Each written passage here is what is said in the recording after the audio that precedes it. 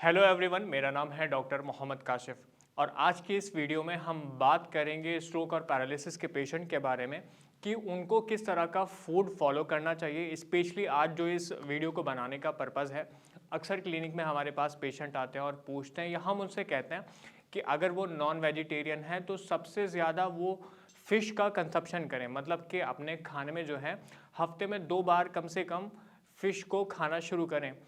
तो ऐसा हम क्यों कहते हैं जितने हमारे स्ट्रोक और पैरालिसिस के पेशेंट होते हैं। देखिए, जितने भी ऐसे स्ट्रोक और पैरालिसिस के पेशेंट होते हैं उनके लिए कई चीज़ें ज़रूरी हैं। मान लीजिए जब उनकी रिकवरी फेज़ होती है, उन्हें फिजिकल एक्टिविटी भी अच्छी तरह से करनी होती है, उन्हें जो जो प्रॉपर ऐसे मेडिसिन दी जा रही हैं वो भी उनकी डोजेज जो है उनको टाइम से लेनी होती है। इसके अलावा जो तीसरा और सबसे ज़रूरी पॉइंट है वो है उनका पोषण, यानी उनका न्यूट्रिशन, उनका जो खाना है वो किस तरह का है। क्योंकि जिस तरह फिजिकल एक्टिविटी या उनकी जो मेडिसिन है उनकी स्ट्रोक की हीलिंग के लिए, उनकी जो क्लॉट हुआ है या हैमरेज जो नस फटी है उसकी वजह से जो ब्रेन की सेल्स हैं जो डैमेज हुई हैं,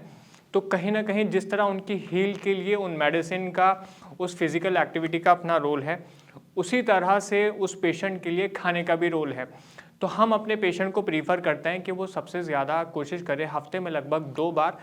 कि वो मछली का ऐसे कंजप्शन करें। देखिए, बॉडी के लिए 2 एलिमेंट बड़े ज़रूरी होते हैं, एक हो गया आपका विटामिन डी, एक हो गया आपका विटामिन बी 12। दोनों जो विटामिन्स हैं आपके, वो आपके नर्वस सिस्टम के ऊपर काम करते हैं, वो आपके जो न्यूरॉन्स हैं उनके ऊपर काम करते हैं। ख़ास तौर से जो आपका विटामिन बी 12 है वो बहुत अच्छे से काम करता है, साथ में आपका जो विटामिन डी है। अब ऐसी किस तरह की सोर्सेज हैं, किस तरह के मटेरियल हैं जो आप कंज्यूम कर सकते हैं कि सीधा आप जो है विटामिन डी या विटामिन बी 12 को ले लें। मार्केट में बहुत सारे आपको ऐसे मल्टीपल विटामिन मिल जाएंगे जिसमें विटामिन डी आपको सीधा मिल जाएगा, विटामिन बी 12 आपको मिल जाएगा। लेकिन उसके साथ साथ में आपके लिए ज़रूरी ये भी होता है कि आप जिस तरह का खाना खा रहे हैं उस तरह के खाने में भी विटामिन बी 12 या डी की मात्रा अच्छी खासी होनी चाहिए, ताकि आपकी जो डिपेंडेंसी है मार्केट में मिलने वाले मल्टीविटामिन से कहीं ना कहीं कम हो जाए। तो सबसे पहला जो विटामिन डी का सबसे अच्छा सोर्स है वो है सनलाइट, यानी सूरज की जो सुबह से रोशनी होती है। कोशिश करिए कि आप ऐसे धूप में जाएं, धूप में थोड़े से समय के लिए 20 या 25 मिनट के लिए बैठें, ताकि आप सूरज की लाइट से आपकी बॉडी के अंदर विटामिन डी का ज़्यादा से ज़्यादा प्रोडक्शन होना चाहिए, जो बॉडी खुद से बनाना शुरू करती है। इसके साथ में आप जैसे अंडा ले सकते हैं, अंडे में बहुत अच्छी मात्रा में विटामिन डी होता है, लेकिन आप जो है उसका जो बीच का पार्ट होता है, जो येलो पार्ट होता है, यॉक जो होती है उसको खाने से थोड़ा परहेज़ करें, क्योंकि उसमें कोलेस्ट्रॉल थोड़ा सा ज़्यादा मात्रा में होता है जो आपको कहीं ना कहीं नुकसान देगा।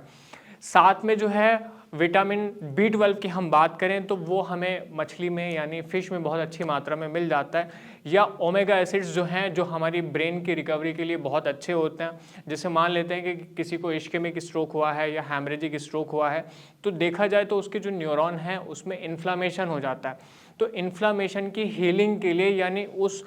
यानी जो न्यूरॉन्स हैं उनकी जो डैमेज हुई है उसकी हीलिंग के लिए जो सबसे ज़रूरी एलिमेंट हैं कि उस पेशेंट की रिकवरी अच्छी हो जाए, तो वो क्या है, वो है ओमेगा एसिड्स है, वो है विटामिन बी 12। तो ये जो विटामिन बी 12 है या जो ओमेगा एसिड्स हैं वो सबसे अच्छी मात्रा में जो मिलते हैं हमें, वो मिलते हैं फ़िश में। तो जितने भी हमारे ऐसे पेशेंट होते हैं, जितने हमारे स्ट्रोक के पेशेंट आते हैं,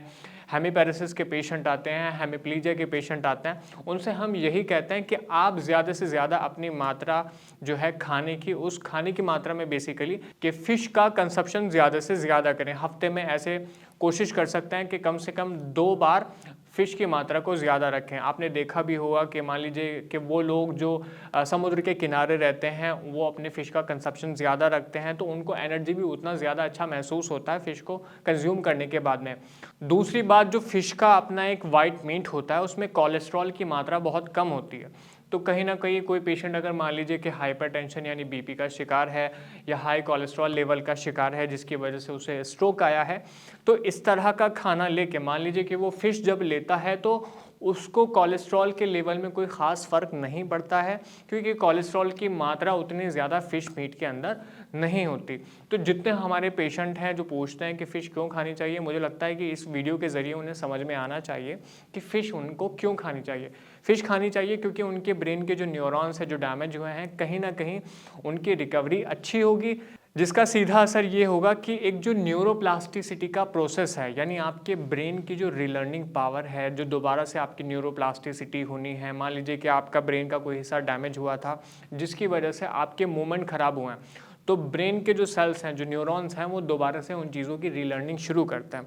तो आपके लिए ज़रूरी है कि आप उस तरह का फूड खाएं, आप उस तरह का खान पान रखें जो आपके न्यूरॉन्स को स्ट्रेंथन रखे, आपके न्यूरॉन्स को स्ट्रेंथनिंग दे, मजबूती दे, ताकि आप जो है दोबारा से न्यूरोप्लास्टिसिटी के प्रोसेस को एनहेंस कर सकें। स्पेशली वो पेशेंट के जिनके 6 महीने ऐसे बीत चुके हैं स्ट्रोक के बाद। 6 महीने में स्ट्रोक की रिकवरी बहुत अच्छी होती है, बहुत तेज़ी के साथ में होती है, लेकिन 6 महीने या 8 महीने के बाद में जो रिकवरी है उसमें कहीं ना कहीं ऐसे कमी आ जाती है। तो पेशेंट कोशिश करें, ख़ास तौर से वो पेशेंट जिनका जो न्यूट्रिशन है वो उतना अच्छा नहीं है, वो अपने खाने में फ़िश का इस्तेमाल करें। मैं समझता हूँ कि आज इस वीडियो के ज़रिए जो आपको चीज़ें बताई गई हैं, जो खाने के लिए आपको चीज़ें बताई गई हैं, उन्हें आप अपनी डाइट में शामिल करेंगे, जिससे आपकी जो ब्रेन की रिकवरी है, स्ट्रोक में जो रिकवरी है, हेमीपैरेसिस में, हेमीप्लीजिया में जो रिकवरी है, वो कहीं ना कहीं अच्छी होगी। फिर भी आप कुछ पूछना चाहते हैं, आपका कोई सवाल है, आपको कोई डाइट को लेकर कुछ और आपको पूछना है,